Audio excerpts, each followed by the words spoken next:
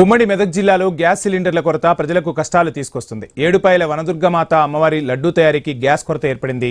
దీంతో కట్టెల పొయ్యితో లడ్డూలు తయారు చేస్తున్నారు సిబ్బంది. ప్రభుత్వ హాస్టల్స్, ఆలయాలకు వాణిజ్య సిలిండర్ల సరఫరా ఆగిపోయింది.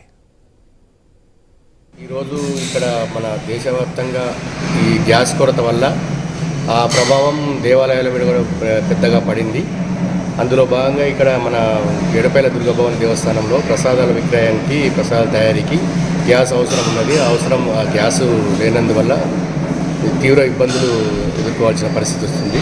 ప్రత్యామ్నాయంగా మనము కట్టెలతోని తయారు చేసే వంట పొయ్యిలకు ఏర్పాటు చేయడం జరిగింది. దేవాలయాలకు కూడా మనకు స్పెషల్గా మనకు శాంక్షన్ చేసి ప్రసారం చేస్తే బాగుంటుందని చెప్పేసి కోరుతున్నాను.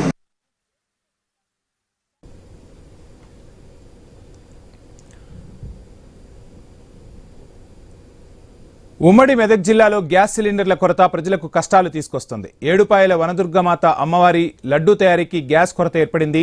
దీంతో కట్టెల పొయ్యితోనే లడ్డూలు తయారు చేస్తున్నారు ఆలయ సిబ్బంది. ప్రభుత్వ హాస్టల్స్, ఆలయాలకు వాణిజ్య సిలిండర్ల సరఫరా నిలిచిపోయిన పరిస్థితి. సో విజువల్స్లో మనం చూడవచ్చు, మరలా కట్టెల పొయ్యిలు దర్శనమిస్తున్నాయి. సో ప్రజలు ఆ వైపుగా మొగ్గు చూపుతున్నారు. సో సామాన్య ప్రజలనే కాదు, దేవాలయాలకు కూడా గ్యాస్ కొరత వేధిస్తున్న పరిస్థితి. లడ్డూ తయారీకి కట్టెల పొయ్యిని ఉపయోగించి లడ్డూలు తయారు చేస్తున్న పరిస్థితిని మనం స్క్రీన్పై చూడవచ్చు.